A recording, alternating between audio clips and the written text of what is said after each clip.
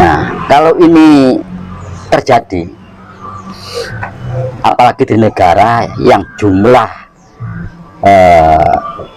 penduduk usia produktif itu terbatas dibandingkan dengan penduduk yang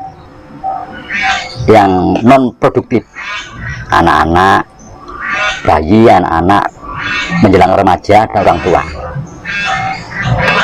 Nah, yang dikhawatirkan akan terjadi sesuatu yang sangat tidak manusiawi, yang akan melanggar nilai-nilai kemanusiaan. Nah, apa kira-kira itu? Pembunuhan.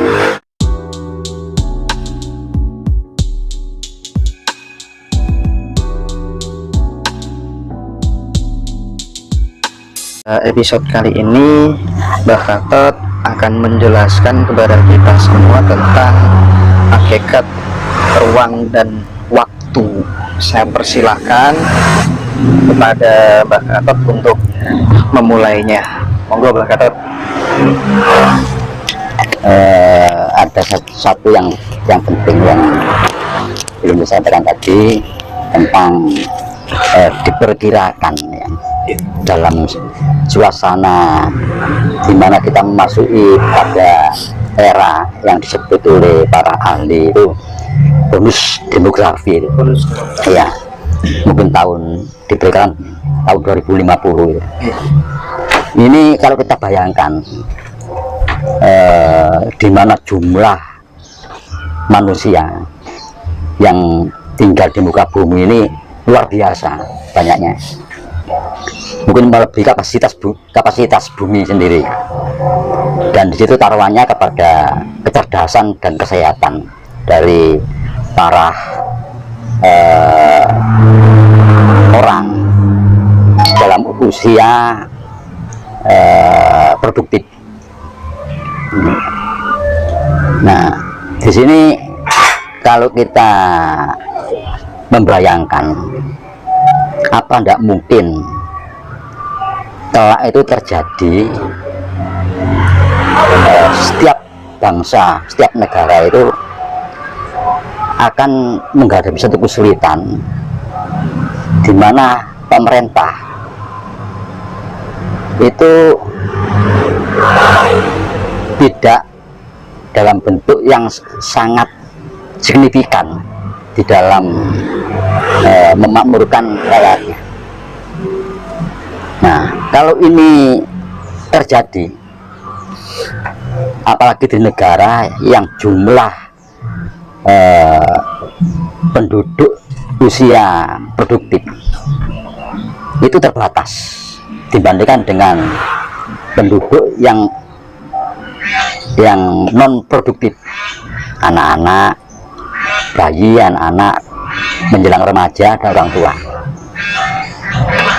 Nah, yang dikhawatirkan akan terjadi sesuatu yang sangat tidak manusiawi, yang akan melanggar nilai-nilai kemanusiaan. Nah, apa kira-kira itu?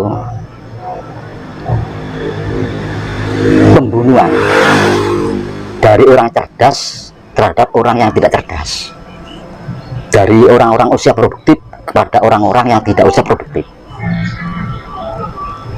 dengan alasan mengurangi jumlah penduduk. Pemerintah tidak mampu lagi kalau harus memakmurkan seluruh orang, jadi harus dikurangi. Nah, ini tidak mustahil, ini tidak terjadi. Sebab kita sudah pernah mendengar, misalnya ada sekolah antika yang jumlah muridnya itu ya ratusan, akhirnya mati terbakar.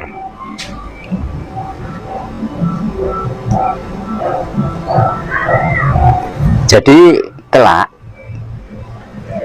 itu akan berhadapan di setiap negara antara penduduk yang berusia produktif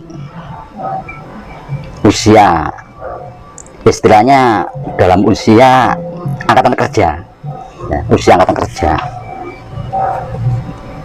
itu harus menanggung beban sekian orang di luar itu, yakni orang-orang tua dan anak-anak. Itu dimana disebutkan tergantung kecerdasan dan kesehatan dari penduduk-penduduk yang usia angkatan kerja itu. Tapi memikul beban semacam ini kan sangat dirasakan juga oleh pemerintah. Apa kita tidak khawatir pada saat itu akan terjadi orang-orang yang menjadi beban dibunuh daripada menjadi beban pemerintah dan masyarakat secara umum? Mungkin dibunuh orang-orang tua yang sudah tidak produktif lagi, menjadi beban masyarakat, beban pemerintah, mungkin usia 65, 70, 80 ini menjadi beban. Nah, disinilah mulai kita sudah tidak lagi memperhatikan tentang nilai-nilai kemanusiaan. Itu sangat dikhawatirkan. Ini harus kita bayangkan keadaan seperti itu terjadi.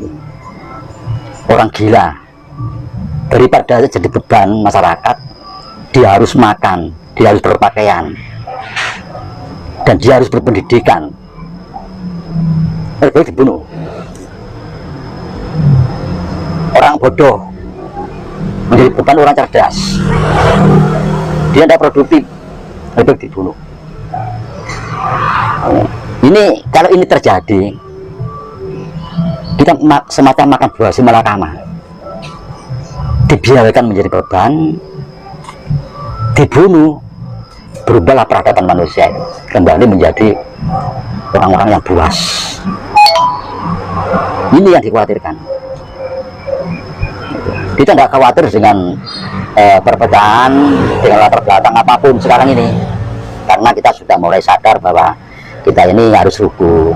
Pelan-pelan kita sadar kita harus bersatu. Tapi tentang suasana semacam yang digambarkan oleh para ahli tentang 2050 ini, itu bisa terjadi. Ini yang perlu dipahami dan harus dikhawatirkan. Nah, paling tidak kita di Indonesia ini, kita harus bagaimana, apa yang harus kita lakukan, maka agar kelak itu kita semua menjadi sehat dan cerdas dalam usia apapun, usia berapapun. Itu yang kita harapkan. Panjang umur, sehat dan cerdas, sehingga tidak menjadi beban orang lain. Ini yang kita ambil, jalan keluar yang kita ambil. Jalan keluar yang kita ambil ini sebaiknya. Jadi kita tidak membagi manusia dalam bentuk angkatan kerja dan non-angkatan kerja, enggak. Tapi bagaimana kita menciptakan hidup yang cerdas dan sehat. Ini yang penting, yang pokok.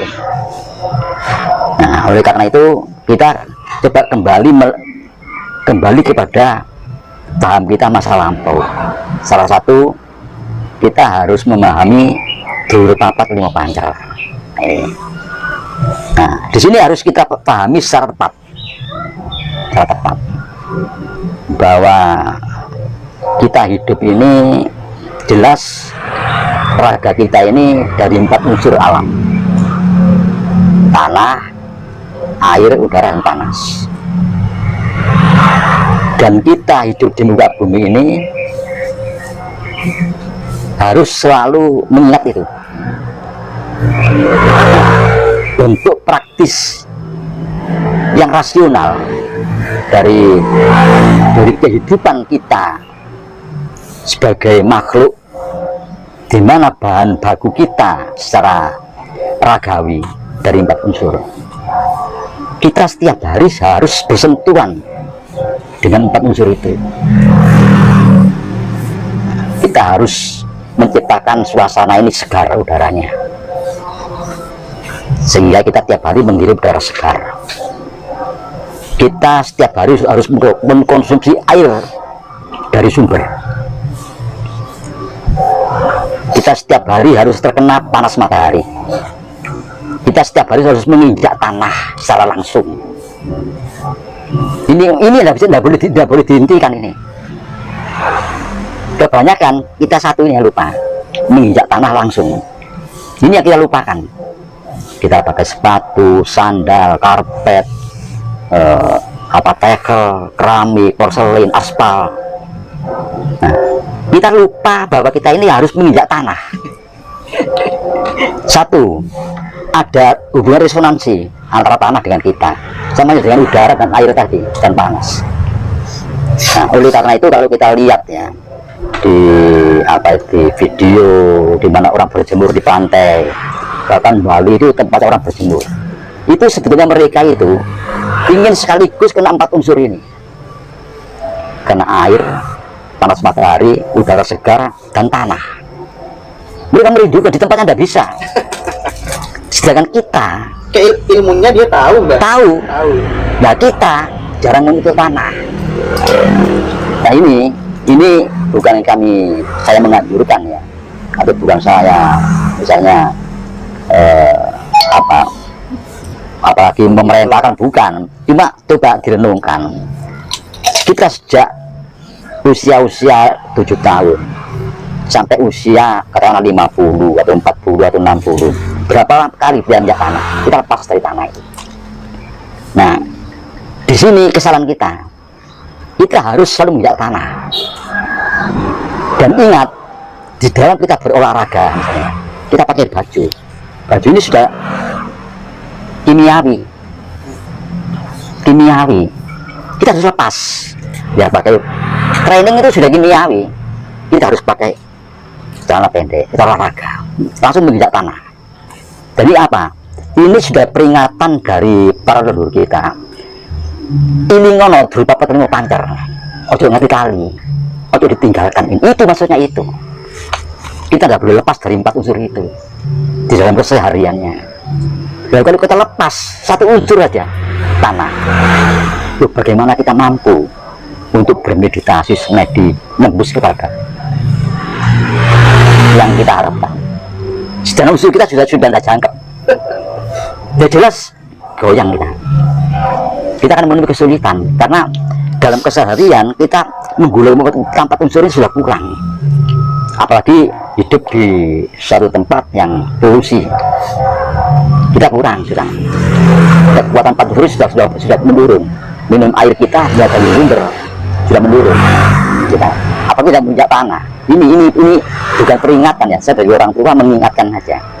Jangan lupa setiap harinya 4 unsur harus disentuh. Minum air, injak tanah secara langsung. Iya.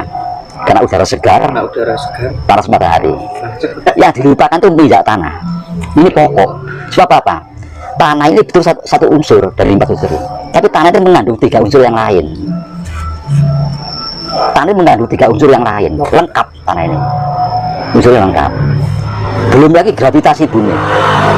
Ini yang sangat penting. Jangan meremehkan gravitasi bumi. Ini yang penting. Jadi kita menginjak tanah kena gravitasi. Nah, kita menyebut tanah ini ibu pertiwi. Artinya apa? Ibu pertiwi akan mensupport kita, mengambil racun dalam tubuh kita dengan gravitasi ini, dan diisi dengan tenaga yang sehat, tenaga yang dibutuhkan. Itu gerakan ibu pertiwi ini. Nah, kita bilang ibu pertiwi, jangan diasosiasikan yang goib ya, bukan. Tanah ini tempat tumpah darah kita, di mana kita lahir itu menumpahkan darah di sini, itu akan aktif membantu kita dalam bentuk mensupport tenaga pada kita dan menarik kembali semua racun dalam diri kita. Untuk tanah ini penting sekali. Ini yang harus kita pahami sebagai pemahaman dasar keseharian. Kita harus tetap berhubungan langsung dengan 4 unsur ini. Itu kunci. Nah, kalau kita lalu berbicara Manunggalika Polo Gusti Sakan Parang, tapi dalam keseharian kita sudah lemah, sirkulasi 4 itu lemah pada diri kita. Nah, lantas unsur yang kedua, kita punya indera kita ini harus selalu kita fungsikan. Apa artinya? Kalau tidak muslim sama dengan melamun. Nah, ini yang bahaya. Ya bahaya orang yang tidak memfungsikan inderanya. Misalnya kita naik sepeda motor di jalan, kita mestinya harus fokus kepada apa yang kita hadapi. Kalau kita melamun, itu namanya kita nggak barengi dibarengi berupa apa atau lima pacar. Ini mananya tidak bersamaan dengan berupa atau lima pacar, karena ini indra ini. Nah, oleh karena itu yang tadi saya sebutkan bahwa pituduh atau wisik ya, atau apa saja, ilham misalnya, tentang itu terjemahnya di situ, terjemahnya. Nah, terjemahan ini yang harus kita pahami dulu. Terjemahan berikutnya akan datang dengan sendirinya, bukan kita. Itu kehendak beliau sendiri. Tapi terjemahan awal ini yang harus kita pegang dan kita lakukan. Baru nanti terjemahan berikutnya akan muncul dengan sendirinya. Sama yang tadi dengan sakan paling dimati manunggal kalau Gusti juga begitu. Jadi tentang pemahaman secara rasional itu kita ciptakan dulu. Kita ciptakan dulu, baru dan kita laksanakan. Nah, baru pengertian-pengertian yang sifatnya irasional kan muncul dengan sendirinya. Ini lepas dari lagi kalau ajaran kesampurnaan itu juga menyangkut penemuan-penemuan teknologi. Nah, ini akan muncul setelah kita paham dan melakukan tentang kepahaman yang rasional ini akan muncul dengan sendirinya, akan menambah kecerdasan, akan muncul dengan sendirinya, tergantung apa ya bakat kita masing-masing.